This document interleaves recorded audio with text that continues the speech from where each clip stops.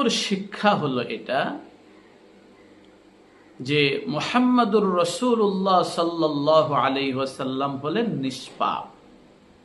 এটা আয়াতের 2 নম্বর শিক্ষা। আল্লাহ তো বলছেন লাকাদ কানা লাকুম ফি রাসূলিল্লাহি উসওয়াতুন হাসানাহ লিমান কানা ইয়ারজুল্লাহা ওয়াল ইয়াউমাল আখির ওয়া যাকারাল্লাহা কাসীরা। অবশ্যই তোমাদের জন্য রাসূলুল্লাহ সাল্লাল্লাহু আলাইহি ওয়াসাল্লামের মধ্যে রয়েছে উত্তম আদর্শ। নবীজিকে আমাদের জন্য আদর্শ বানানো হয়েছে। রাসূলুল্লাহ সাল্লাল্লাহু আলাইহি ওয়াসাল্লামের জিন্দেগিতে যদি পাপ থাকবে, যদি দোষ থাকবে, তাহলে তিনি আমাদের জন্য, উম্মতের জন্য আদর্শ হবেন কি করে? অতএব যখন তাকে আদর্শ হিসাবে আখ্যায়িত করা হয়েছে, তখনই তা থেকে আমরা জেনেছি আল্লাহ পাকের হাবিব মুহাম্মদ সাল্লাল্লাহু আলাইহি ওয়াসাল্লামের জিন্দেগিটা পাপ, ত্রুটি, বিচ্যুতি, কলঙ্ক ও কালিমা মুক্ত জীবন ছিল মুহাম্মদুর রাসূলুল্লাহর জীবন। কারণ এরকম মানুষ ছাড়া কাউকে অনুসরণীয় বা আদর্শ ব্যক্তি হিসাবে আখ্যায়িত করা যায় না।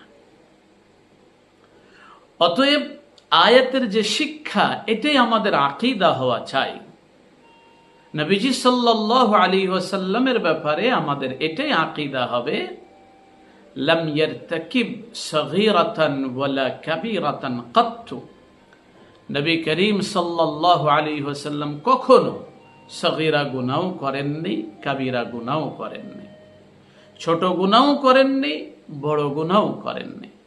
লা ক্বাবলান নবুওয়াতি ওয়ালা বা'দান নবুওয়া, না নবুয়াতের আগে, নবুয়াত প্রাপ্তির আগে, আর না নবুয়াত প্রাপ্তির পরে।